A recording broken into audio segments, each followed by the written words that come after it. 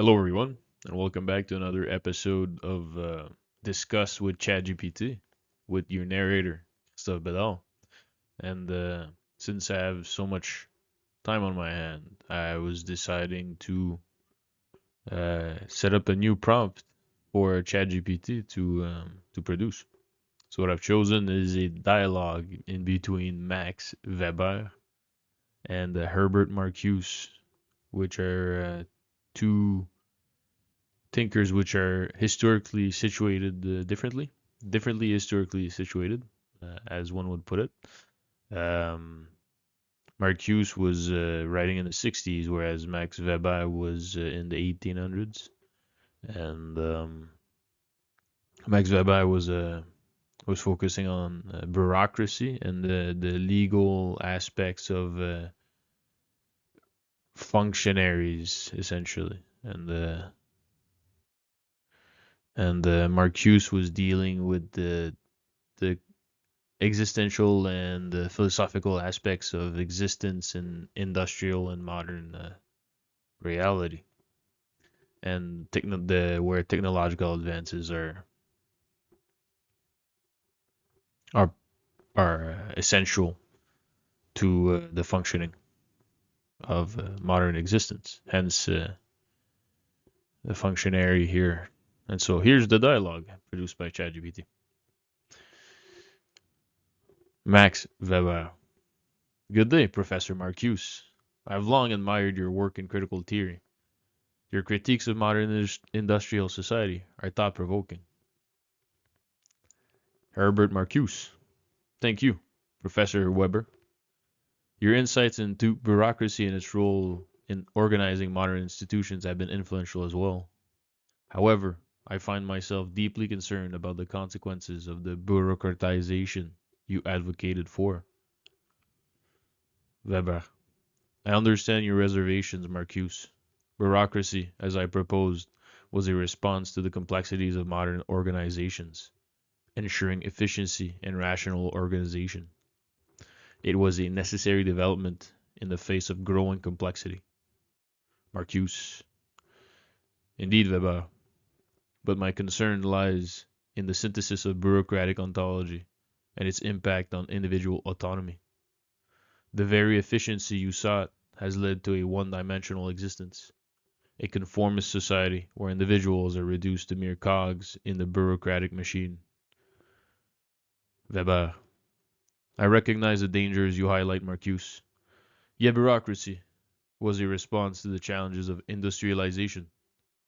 The rationalization and specialization it brought were meant to enhance efficiency and predictability. Marcuse. Predictability, yes, but at what cost? The technological rationality that accompanies bureaucracy has created a conformist culture, stifling creativity and critical thinking. Our society becomes one dimensional, individuals molded by the very system meant to serve them. Weber. But Marcuse, bureaucracy was never meant to dictate thought or suppress creativity. It was a tool for efficient organization. The iron cage you speak of is a consequence of broader societal changes, not bureaucracy itself. Marcuse, nodding. True, Weber, but the bureaucratization you championed has become a force of oppression. It's not just about organizational efficiency. It's about the dehumanizing impact on the individual, the reduction of life to a series of routine tasks. Weber. I see your point, Marcuse. Perhaps, in emphasizing efficiency, we underestimated the potential dehumanizing effects. But can we really undo what has become so deeply ingrained in the fabric of our modern society? Marcuse.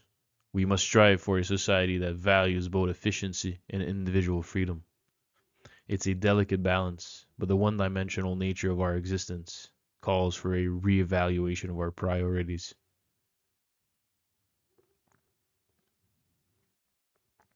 The next scene is Professor Putnam, American psychologist of the functionalist type, arrives on the scene and discusses with the two thinkers.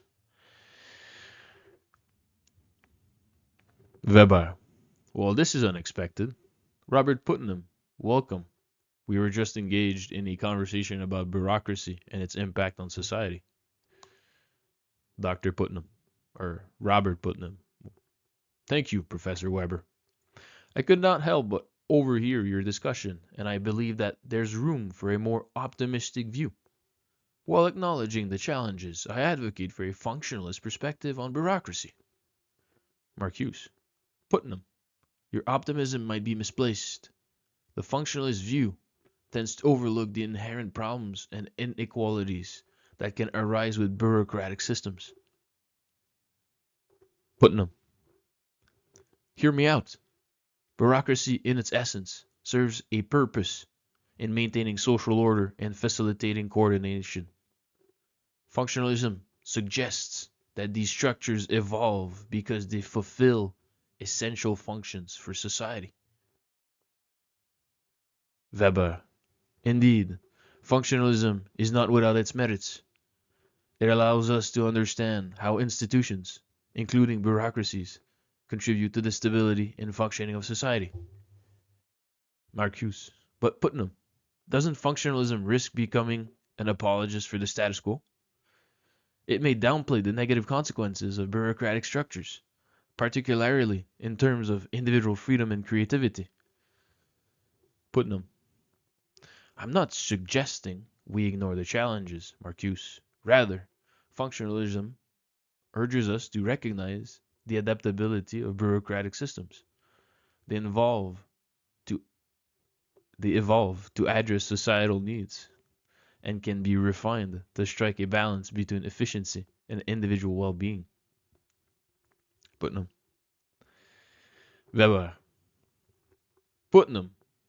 Do you believe that a functionalist approach can address the concerns Marcuse raised about the one-dimensional nature of modern society? Putnam.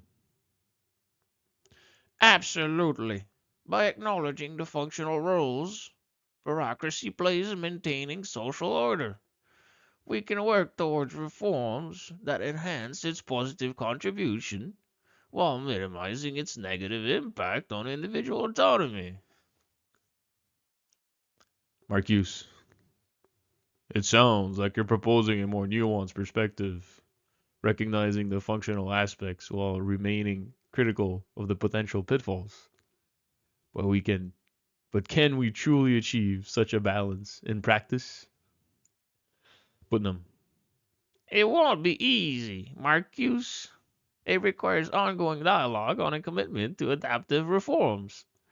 Bureaucracy, when properly aligned with societal needs, can serve as a tool for progress rather than an obstacle for or to individual flourishing.